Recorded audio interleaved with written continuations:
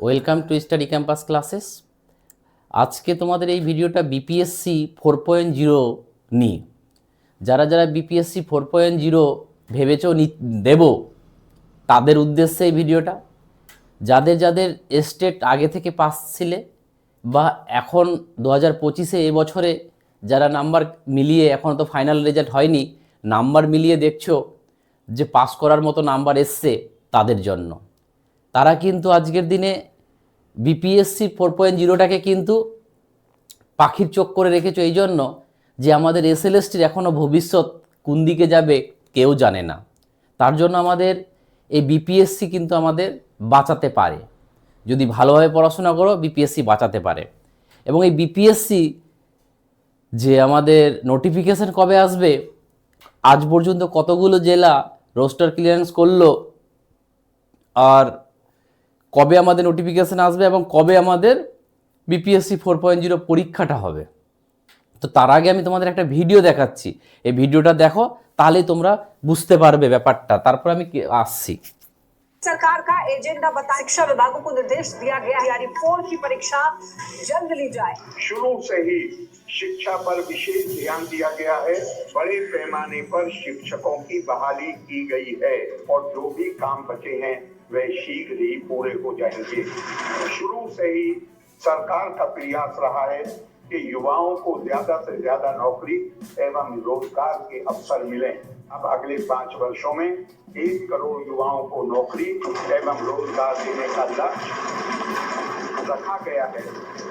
इस पर अब तेजी से काम किया जाएगा। टीआरई 4 शीघ्र होगा और शिक्षकों की अब कमी बहुत कम रह गई है।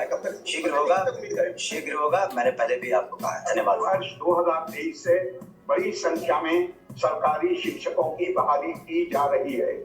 पूर्व से कार्यरत नियोजित शिक्षकों को मामूली सी परीक्षा लेकर सरकारी शिक्षक बनाया जा रहा है। कुल मिलाकर सरकारी शिक्षकों की संख्या 5,20,000 हो गई है। দেখতে পেলে যে কি বলল, মানে এদের যখন রাজ্যপাল সম্বোধিত করছে হাউসকে, তখন শিক্ষকের কথা বলছে যে আমরা 5,20,000 এতদিনের টিচার হয়ে গেছে এবং ভবিষ্যতে আমরা এই 5 বছরে 1 লাখ নেব। আর আমাদের ওয়েস্ট বেঙ্গলের বিধানসভাতে আর মন্দির মসজিদ, মুসলমান হিন্দু এগুলো করতে করতে, এনআরসি এসআইআর এগুলো করতে করতে কিন্তু চলে যাবে, লক্ষ্মী ভাণ্ডার এগুলো করতে করতে চলে যাবে। এখানে কিন্তু এরকম আলোচনা হয় না। তো এটা ভিডিওটা দেখার মিনিং হলো এটাই যে তোমরা মানে ওয়েস্ট বেঙ্গলের সাথে একে তুলনা করবে না। অনেকজন আমরাও বিশ্বাস করতাম হয়তো যে যখন ওই পরীক্ষা ভোট হয়ে গেল, আমরাও বিশ্বাস করছিলাম যে ভোট হয়ে যাওয়ার পর হয়তো ডিলে হবে, ভালো রকম ডিলে হবে। কিন্তু এখন মনে হচ্ছে যে ডিলে হওয়ার কিন্তু সম্ভাবনা খুব কম, কারণ যে হারে কাজ চলছে। এই যে থাম্বনেলে তোমরা দেখতে পাচ্ছ যে বিপিএসসি টিচার, স্পেশাল টিচার, এটা আমাদের যে নোটিফিকেশন এক্সাম ডেট যে আউট হয়েছে আমাদের জন্য নয়। এই এক্সামটা হয়েছে কাদের জন্য? এটা হচ্ছে যারা ফিজিক্যাল হ্যান্ডিক্যাপ স্পেশাল এডুকেশনে যারা পড়ছে তাদের জন্য। এবং এর সম্বন্ধে আমি তোমাদের বলে দিই, এদের প্রায় জুলাই মাসে এদের নোটিফিকেশনটা বেরিয়েছিল আর বলেছিল ভোটের পরে এক্সামটা নেব। এবং জুলাই মাসে 2025 সালে যখন নোটিফিকেশনটা বের হয় আর পরীক্ষার ডেট দিল কবে? এই 29শে জানুয়ারি 2026। তাহলে এর কিন্তু ভোটের পর কিন্তু পরীক্ষা হচ্ছে। তাহলে বুঝতে পারছো যে ওরা কিন্তু ঠিকঠাকভাবে চলছে। এবার আমাদের বিপিএসসির খবরটা কি? এবং এখানে প্রায় 7,269 এইরকম ভ্যাকেন্সি রয়েছে। তাহলে এদের যেহেতু আগে নোটিফিকেশনটা বেরিয়েছে, এদের পরীক্ষা কিন্তু হচ্ছে। এটা নয় যে অনেকজন তোমরা শুনছো, এতদিন থেকে শুনে আসছি বিপিএসসি হবে হবে এবং এটাও হয়তো খবর আসছে, কিন্তু সরকার যে চাইছে যে পরীক্ষা নেব, এটাও তো একটা সরকারের কাছে পরীক্ষা।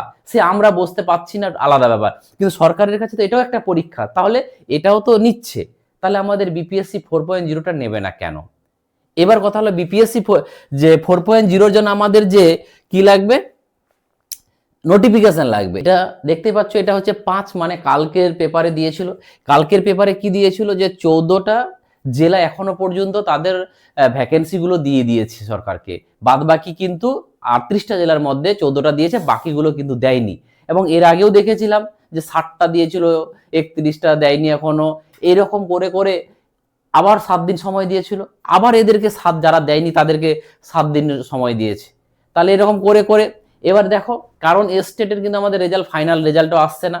যারা যারা স্টেট দিয়েছিল তাদেরকে বলে দিই যে 15 তারিখ, ডিসেম্বরের 15 তারিখের মধ্যে কিন্তু, আমি আগে 10 বলেছিলাম, এখন যেটা শুনতে পাচ্ছি 15 তারিখ চলে যাবে। তো 15 তারিখের আগে যখন তখন কিন্তু রেজাল্ট ঘোষিত হতে পারে স্টেটের। আর এদিকে এটা যাচ্ছে, এই নিয়ে যে আমাদের যে নোটিফিকেশনটা আসার সম্ভব না, সেটা হচ্ছে কি, যেটা আমরা বলেছি যে ডিসেম্বর লাস্ট জানুয়ারির প্রথম, এই সময় তোমাদের বিপিএসসি নোটিফিকেশনটা আসবে। আর পরীক্ষাটা কিন্তু হবে মার্চে, পরীক্ষা ফেব্রুয়ারিতে হবে না। এই জন্য হবে না, ফেব্রুয়ারিতে বিহারের বোর্ডের পরীক্ষা চলবে, তার জন্য তোমাদেরকে প্রিপারেশন মার্চের প্রথম দিকে বিপিএসসি 4.0 হবে, এই নিয়ে তোমাদেরকে কিন্তু আগাতে হবে। তো যারা যারা পড়াশোনা রানিং ছিলে বা নতুন করে স্টেট পাস করেছো, তাদেরকে তো ভালো রকম পড়তে হবে। আর যারা যারা আগে থেকে করছিলে তারা কিন্তু এখন চালাও। এবং আমি বিপিএসসির একটা সিরিজ আনতে চাইছি, তোমরা যদি মানে ইউটিউবে তোমরা যদি চাও, এনসিইআরটি এসসিইআরটি বলে দিয়েছে ওরা, কিন্তু এনসিইআরটি এসসিইআরটি পরীক্ষা ওইখান থেকে আমরা কোশ্চেন দেব। তাহলে আমি এনসিইআরটি এসসিইআরটির যদি এমসিকিউ চ্যাপ্টার ওয়াইজ, যে হারে বইগুলোতে যে এমসিকিউগুলো চ্যাপ্টার ওয়াইজ আছে, সেগুলো আমি ইউটিউবে ফ্রিতে করাতে চাইছি। তোমরা সবাই যদি কমেন্ট করো যে লাগবে, তাহলেই কিন্তু আমি করব। এটা তোমরা অবশ্যই কমেন্ট করো যে এই সিরিজটা তোমরা দেখবে কি দেখবে না। যদি দেখো তো আমি তোমাদের করাবো, আর যদি না দেখো তাহলে আমি পেড ব্যাচে করিয়ে দেব, কারণ এখান থেকেই কোশ্চেন আসবে। তো সেটা তোমরা কমেন্টে জানাবে। আর যারা যারা ভাবছো যে না কোর্সটা নেব, তাহলে অবশ্যই কোর্সটা নাও, কারণ কোর্সটা নিলেই কোর্সের মধ্যে তোমরা সব কিছু পেয়ে যাবে। 1299 এর মধ্যে যে পিডিএফ গুলো এখন আমি বিশেষ করে দেব, এগুলো থেকেই কোশ্চেন আসবে। কারণ আমি এখন এনসিইআরটি এসসিইআরটি কে বেস করব, যেটা এমনিতে আমি পড়িয়ে দিয়েছি, বাট এখন এমসিকিউ ইম্পর্টেন্ট এমসিকিউ গুলো ওখান থেকেই করাবো। তো যারা যারা কোর্স নিতে চাইছো, এবং তারা পিডিএফ গুলো পেয়ে যাবে। তুমি বলবে স্যার আমি তো ফ্রিতে ইউটিউবে পেয়ে যাব, তাহলে পিডিএফ পাবে না, তার জন্য তোমাকে লিখতে হবে। আর এত লিখতে পারবে না, এত কোশ্চেন, হাজার হাজার কোশ্চেন করাবো আমি, এত লিখতে পারবে না। তার জন্য অবশ্যই তোমরা কোর্সটা নিয়ে নাও, পিডিএফ পেয়ে যাবে। তুমি প্রিন্ট আউট না করলেও তুমি নিজে পিডিএফ গুলো রেখে দিয়ে ভালোভাবে পড়তে পারবে, রিভিশন করতে পারবে। তো চলো, ভিডিওটা ভালো লাগলে শেয়ার করো, লাইক কমেন্ট করো। থ্যাংক ইউ, আবার দেখা হবে, টাটা।